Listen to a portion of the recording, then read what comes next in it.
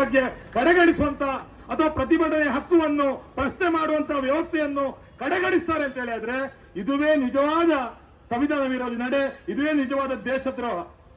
ಇವತ್ತು ಫುಟ್ಪಾತ್ ಅಲ್ಲಿ ನಮಗೆ ಪ್ರತಿಭಟನೆ ಮಾಡ್ಲಿಕ್ಕೆ ಕೊಡುವುದಿಲ್ಲ ಅಂತಲ್ಲ, ಆದ್ರೆ ನಿಮ್ಮ ರಾಜಕೀಯವನ್ನು ಅರ್ಥ ಮಾಡಿಕೊಳ್ಳಬೇಕು. ನಮ್ಮ ಕಾರ್ಮಿಕರ ಪರವಾದ, ನಮ್ಮ ದುಡಿಯುವ ಜನರ ಪರವಾಗ, ನಮ್ಮ ಜನಸಾಮಾನ್ಯರ ಪರವಾಗಿ, ನಮ್ಮ ರೈತರ ಪರವಾಗಿ ನಿಮ್ಮ ಯಾವುದೇ ರಾಜಕೀಯ ಇಲ್ಲ. ಏನಿದ್ದರೂ ಕೂಡ ನೀವು ಕಾರ್ಪೊರೇಟ್ ಬಂಡವಾಳಶಾಹಿಗಳ ಪರವಾಗಿ, ಅತಿ ಶ್ರೀಮಂತರ ಪರವಾದ ರಾಜಕೀಯವನ್ನು ಮಾಡ್ತಾ ಇದ್ದೀರಿ. ಸಿಪಿಎಂ ಪಕ್ಷದ ರಾಜಕೀಯ ಏನು ಹೇಳ್ತದೆ? ಕಾರ್ಮಿಕರಿಗೆ ಬದುಕಬೇಕು, ರೈತರಿಗೆ ಬದುಕಬೇಕು, ಮಹಿಳೆಯರ ಹಕ್ಕು ರಕ್ಷಣೆ ಆಗಬೇಕು, ಅಲ್ಪಸಂಖ್ಯಾತರ ಸ್ವಾಭಿಮಾನ ಬದುಕಿಗೆ ಧಕ್ಕೆ ಬರಬಾರದು, ದಲಿತರ ಸ್ವಾಭಿಮಾನಕ್ಕೆ ಚ್ಯುತಿ ಬರಬಾರದು ಅಂತ ಹೇಳುವ ನಮ್ಮ ರಾಜ್ಯಕ್ಕೆ ವಿರುದ್ಧವಾಗಿ ಯಾರೆಲ್ಲ ನಮಗೆ ಅನ್ಯಾಯ, ದೌರ್ಜನ್ಯ, ಮೋಸ, ವಂಚನೆ, ಶೋಷಣೆ ಮಾಡ್ತಾ ಇದ್ದಾರೋ ಅವರ ರಕ್ಷಣೆಯ ರಾಜ್ಯಕ್ಕೆ ನಿಮ್ಮಲ್ಲಿದೆ. ಇದನ್ನು ನಾವು ಪರಿಸ್ಥಿತಿ ಇವತ್ತು ಈ ಒಂದು ದೊಡ್ಡ ರೀತಿಯ ಪ್ರತಿಭಟನೆ ಮಾಡಿದ್ದೇವೆ. ಬೀಡಿ ಕಾರ್ಮಿಕರ ಪಕ್ಷ ತೆಕ್ಕೊಂಡಾಗ ಏನು ನಿಮ್ಮ ರಾಜಕೀಯ? ಈ ಜಿಲ್ಲೆಯ ಲಕ್ಷಾಂತರ ಬೀಡಿ ಕಾರ್ಮಿಕರ ಪರವಾಗಿ ನಿಮ್ಮ ರಾಜಕೀಯ ಇಲ್ಲ, ಕಾಂಗ್ರೆಸ್ ರಾಜಕೀಯವೂ ಇಲ್ಲ, ಬಿಜೆಪಿ ರಾಜಕೀಯವೂ ಇಲ್ಲ.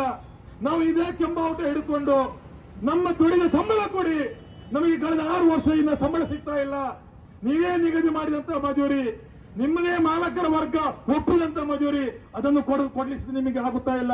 ಯಾವ ಸೀಮೆಯ ರಾಜ್ಯಕ್ಕೆ ನಿಮ್ಮದು? ಬಿಜೆಪಿಯವರು ಅವರ ಸಂಬಳಗಳು ಜಾಸ್ತಿ ಆಗುವಾಗ, ಶಾಸಕ ಸಂಸದರ ಸಂಬಳ ಜಾಸ್ತಿ ಆಗುವಾಗ ಕಾಂಗ್ರೆಸ್ ಬಿಜೆಪಿಯವರು ಒಟ್ಟಿಗೆ ಕೈ ಎತ್ತಾರೆ. ಆದ್ರೆ ಬೀಡಿ ಕಾರ್ಮಿಕರ ಪ್ರಶ್ನೆ ಬಂದಾಗ ಯಾವ ರೀತಿಯ ಪ್ರಶ್ನೆಯೂ ಇಲ್ಲ, ಯಾವ ರೀತಿಯ ಧ್ವನಿ ಎತ್ತುತ್ತಾ ಇಲ್ಲ. ಇವತ್ತು ಕೇಂದ್ರ ನರೇಂದ್ರ ಮೋದಿ ಸರ್ಕಾರ ನಾನು ಮಹಿಳೆಯರ ಉದ್ಧಾರಕ್ಕಾಗಿ, ಮಾತೆಯರ ರಕ್ಷಣೆಗಾಗಿ ಅಂತ ಹೇಳ್ತಾ ಇದೆ. ಆದ್ರೆ ಮಹಿಳೆಯರಿಗೆ ಬೀಡಿ ಕಟ್ಟುವ, ಮಹಿಳೆಯರ ಮಕ್ಕಳಿಗೆ ಕೊಡಬೇಕಾದಂತ ಸ್ಕಾಲರ್ಶಿಪ್, ಅವರ ಆರೋಗ್ಯಕ್ಕೆ ಬೇಕಾದಂತ ವ್ಯವಸ್ಥೆಗೆ ಬೀಡಿ ಮಾಲಕರಿಂದ ಕೊಡೋದಂತ GST ಅಲ್ಲಿ ತಗೊಂಡದ ಸೆಸ್ ಅನ್ನು ಕೂಡ ನೀವು ಪಾವತಿ ಮಾಡ್ತಾ ಇಲ್ಲ. ನೀವು ಇಲ್ಲಿಯ ಕಾರ್ಮಿಕ ವರ್ಗಕ್ಕೆ, ತಾಯಂದಿರಿಗೆ ದ್ರೋಹ ಮಾಡ್ತಾ ಇದ್ದೀರಿ. ಇಂತಹ ಮೋದಿಯನ್ನು ನಾವು ಇವತ್ತು ಗೌರವಿಸುವ ಪರಿಸ್ಥಿತಿ ಬಂದಿದೆ. ಏನಾಗಿದೆ ನಮ್ಮ ರಾಜಕೀಯಕ್ಕೆ? ಇವತ್ತಿನ ರಾಜಕೀಯ ಸ್ವಾತಂತ್ರ್ಯ ಅಂತ ಹೇಳುವಂತದ್ದು ದೈಹಿಕ ಗುಲಾಮಗಿರಿ ಇಲ್ಲದಿರಬಹುದು, ಆದರೆ ನಮ್ಮನ್ನು, ಈ ಜಿಲ್ಲೆಯ ಜನರನ್ನು, ಈ ರಾಜ್ಯ ಜನರನ್ನು ನೀವು ಮಾನಸಿಕವಾದ ಗುಲಾಮಗಿರಿಗೆ ತಳ್ಳಿದ್ದೀರಿ. ನೀವು ಏನು ಮಾಡಿದ್ರು ನಿಮ್ಮನ್ನು ಬೆಂಬಲಿಸುವಂತಹ ಒಂದು ಗುಲಾಮಿ ವ್ಯವಸ್ಥೆಯನ್ನು ತಂದಿದ್ದೀರಿ.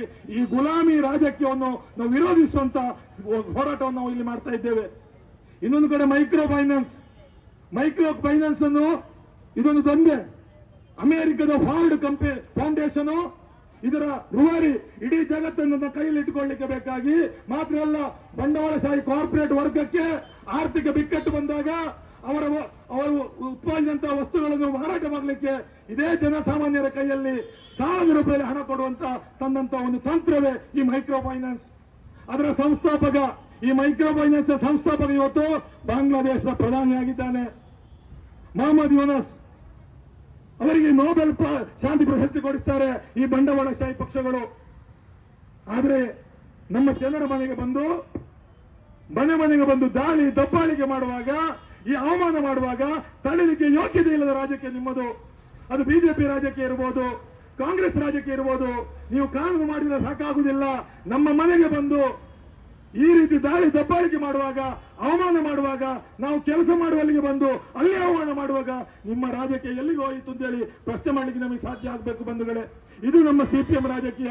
ಕೆಂಬಾವುಟ ಹಿಡಿದು ಇಡೀ ರಾಜ್ಯದಲ್ಲಿ ಈ ಮೈಕ್ರೋ ಫೈನಾನ್ಸ್ ವಿರುದ್ಧ ಮಾತ್ರ ಅಲ್ಲ, ಇಡೀ ಸಾಲಗಾರರನ್ನು ಶೋಷಣೆ ಮಾಡುವಂತ ವ್ಯವಸ್ಥೆ ವಿರುದ್ಧ ಹೋರಾಟ ಮಾಡಿದ ಇತಿಹಾಸ ಈ ಕೆಂಬಾವುಟದ್ದು. ಅದು ಮಾತ್ರ ಅಲ್ಲ, ಇವತ್ತು ಧರ್ಮಸ್ಥಳ ಇರಬಹುದು, ಯಾವುದೇ ಸ್ವಸಹಾಯ ಗುಂಪುಗಳಿರಬಹುದು, ದೇವರ ಹೆಸರಲ್ಲಿ ಕೂಡ ನೀವು ಮನೆಗೆ ಬಂದು ಮಾಡುವಂತ ಮೋಸ, ವಂಚನೆ, ದೌರ್ಜನ್ಯವನ್ನು ತಡೆಯಲಿಕ್ಕೆ ಈ ಕೆಂಬಾವಟ ಇದೆ. ಅದು ಯಾವತ್ತೂ ಕೂಡ ಯಾರನ್ನು ಬಿಟ್ಟು ಹಾಕುವುದಿಲ್ಲ ಅಂತ ಹೇಳೋದು ತೋರಿಸಿಕೊಡುವಂತ ರಾಜಕೀಯ ನಮ್ಮದು ಅಂತೇಳಿ ಈ ಸಂದರ್ಭದಲ್ಲಿ ಹೇಳಲಿಕ್ಕೆ ನಾನು ಬಯಸ್ತೇನೆ. ಅದೇ ರೀತಿಯಲ್ಲಿ ರೈತರ ಪ್ರಶ್ನೆ ತಗೊಂಡ್ರೆ ಇವತ್ತು ಒಕ್ಕಲೆಬ್ಬಿಸ್ತಾ ಇದ್ದೀರಿ. ಯಾವ ಸೀಮೆಯ ರಾಜಕೀಯ ಇದು? ಈ ಮಣ್ಣಲ್ಲಿ ಬೆಳೆದ ಬೆಳೆಯಿಂದ ತಿಂದುಂಡು ತೇಗುವಂತಹ ರಾಜಕಾರಣಿಗಳೇ ಅದೇ ರೈತರನ್ನು ಅದೇ ಮಣ್ಣಿನಿಂದ ಒಕ್ಕಲೆಬ್ಬಿಸುವ ರಾಜ್ಯಕ್ಕೆ ನಿಮ್ಮದು.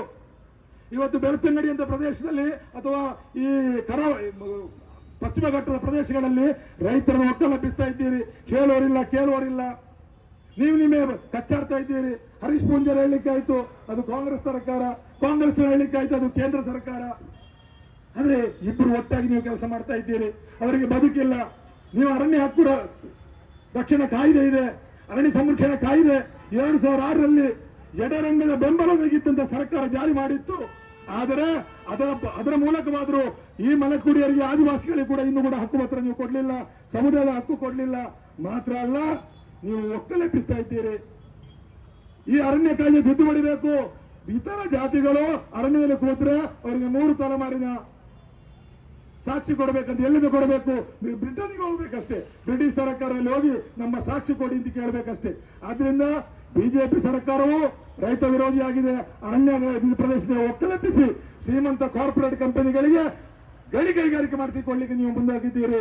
ಅದರ ಜೊತೆಗೆ 91ನೇ ಇಸವಿಯಲ್ಲಿ ಅಕ್ರಮ ಸಕ್ರಮ ಅರ್ಜಿ ಕೊಟ್ಟಿದ್ದೇವೆ, ಇದುವರೆಗೆ ಸಕ್ರಮ ಇಲ್ಲ. ಪ್ರತಿ ಸಮಯ ಚುನಾವಣೆ ಬಂದಾಗ ಓಟು ಕೊಡಿ, ನೀವು ಭೂಮಿ ಕೊಡ್ತೇವೆ, ಓಟು ಕೊಡಿ, ಭೂಮಿ ಕೊಡ್ತೇವೆ ಅಂತ ಹೇಳಿ ಸುಳ್ಳು ಹೇಳೋ ರಾಜ್ಯಕ್ಕೆ ನಿಮ್ಮದು.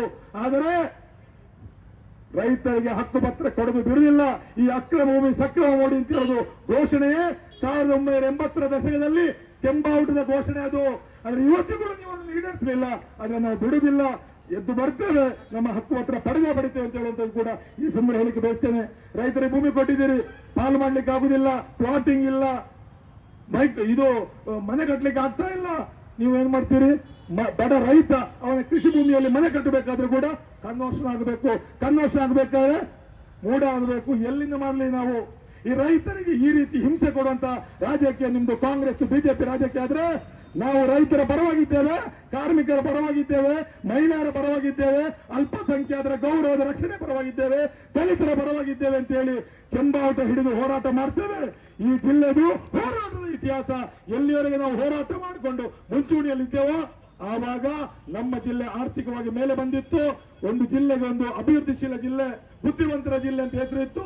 ಯಾವಾಗ ನೀವು ಹೋರಾಟವನ್ನು ಹುಟ್ಟುಬಾತಿಗೆ ತಂದು ಹಾಕಿದ್ರೋ, ಯಾವಾಗ ಹೋರಾಟವನ್ನು ದಮನ ಮಾಡಲಿಕ್ಕೆ ಹೊರಟ್ರೋ, ಯಾವಾಗ ಹೋರಾಟಗಾರರನ್ನು ನೀವು ಅಂಧ ಭಕ್ತರನ್ನಾಗಿ ಮಾಡಿ ಮೂಲೆಗುಂಪು ಮಾಡಿದ್ರೋ, ಆವಾಗ ಜಿಲ್ಲೆಯ ಅಭಿವೃದ್ಧಿ ಕುಂಠಿತಾಗಿದೆ. ಈ ಕುಂಠಿತ ವಿರುದ್ಧ, ಈ ನಿಮ್ಮ ಜನವಿರೋಧಿ ಆಡಳಿತ ವಿರುದ್ಧ, ಈ ನಿಮ್ಮ ಜಿಲ್ಲೆಗೆ ಅನಾರೋಗ್ಯವಾದಂತಹ ರಾಜಕೀಯ ವಿರುದ್ಧ ಕೆಂಬಾಟ ಹಿಡಿದು ಸಿಪಿಎಂ ಪಕ್ಷ ಹೋರಾಟ ಮಾಡಿಯೇ ಮಾಡ್ತದೆ.